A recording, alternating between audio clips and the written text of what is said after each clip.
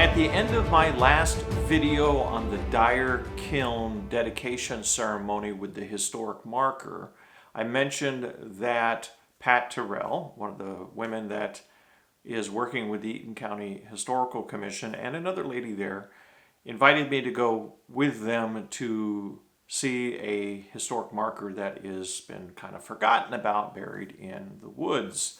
And I was curious about this, so I took my camera and went back there with Pat and the other folks, and they shared with me this old historic marker that is sitting there in Bellevue that probably only the locals know about it, and they are going to be working on a project to move that marker and put it near the Dyer Kiln site. So that's the next big project for the Eaton County Historical Commission.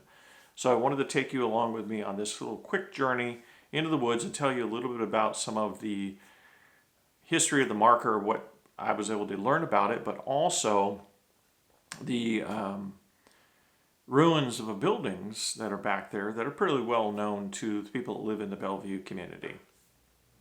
So come along and join me. To begin, there was once a cement company in Bellevue, Michigan, in Eaton County. It was known as the Burt Portland Cement Company.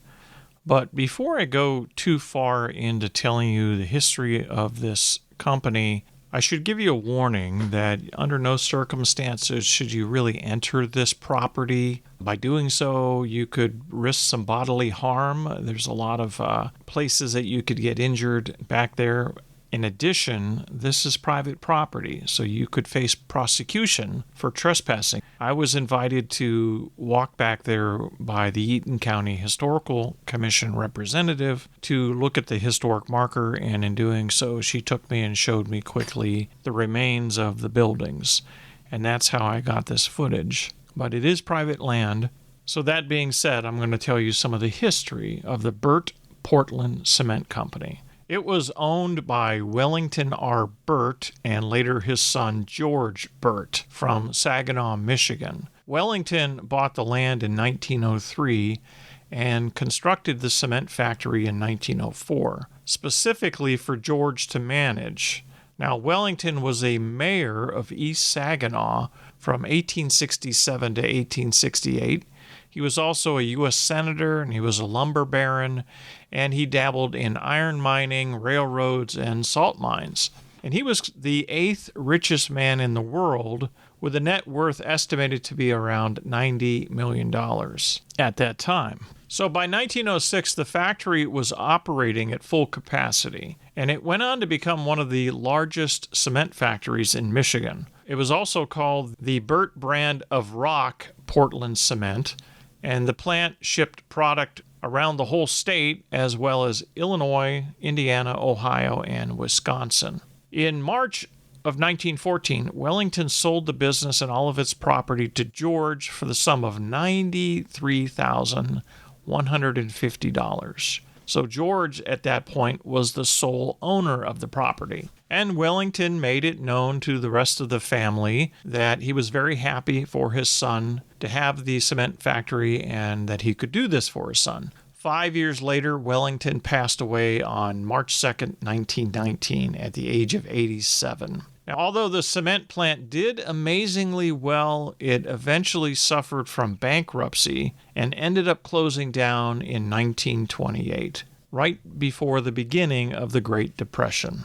The plant was never torn down and just left, sitting to rot for the next 9 decades. So the old ruins still stand hidden among the brush, weeds, and trees on the southwest corner of Bellevue. Lots of spray paint graffiti is littered all over the property, and it's become a place where local kids have gone to go have campfires, explore, and even have paintball fights in the woods. It's also a place where a lot of people have dumped trash. In total, there are 3 large buildings that were the factory in itself, and then a 4th building, which was the old office.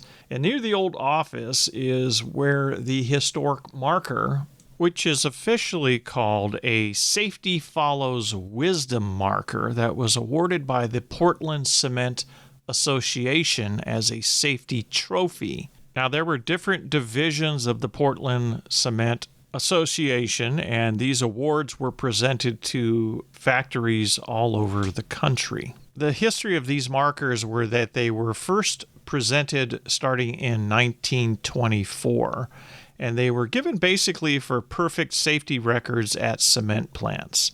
And apparently they held a design contest for this style of marker that they intended to award annually. The winning design came from the Art Institute of Chicago, where they had a team there that was directed by sculptor Albin Poseic. And so this design was used consistently in all of these types of markers all over the country. Now, being that this cement factory closed in 1928, this must have been one of the early recipients of the Safety Follows Wisdom markers. And the Eaton County Historical Commission is seeking to preserve that history, and they intend to clean up this marker, move it to the site where they have the Dyer Limestone Kiln, Park, and Monument at a future date. So as I mentioned at the beginning of the video, the Eaton County Historical Commission is planning to do as their next major project for Bellevue. Now when that is, I don't know when they're going to roll that out, but they're going to be doing some fundraising. I'll put the link in the video description for their website so that you can check in with it periodically and find out when they make an official announcement about any fundraising campaign if you'd like to chip in and help out with the project. They intend to move that marker out of the woods, and they're going to need some funding, obviously, to do it because they've got to get back there with some probably big equipment. That's quite a heavy marker to move, and I don't know how the logistics of that will all work out, but it doesn't have to go a tremendous distance, so hopefully it won't be too costly, but they need to dig that up out of the ground and obviously get it onto some kind of a flatbed or something with some earth-moving equipment or whatever, and they're going to have to pull the marker out and they move it to the new site location. Of course, there will also be a cleanup required for the marker as well because it's been covered with graffiti for years, and as you saw the condition, it's really sad to see what people have done to it. So they intend to clean it up, move the marker, and put it next to the Dyer Kiln site, which is part of that park land, which is like an acre or half acre there, that is part of the Dyer Kiln site and as a historic marker. So that'll be tying in all of the cement company history in one location as a something for people to come and see and share some of the history and see some of the history of Bellevue. So check in with their website and find out more about it as it comes along. And until next time, when we take another journey into history, thanks for watching today. If you enjoyed any part of today's video, please be sure to hit the like button on there, subscribe to the channel, and share the video with others. And check out my podcast, Tales of Southwest Michigan's Past. Love to have you along as a listener. See you soon.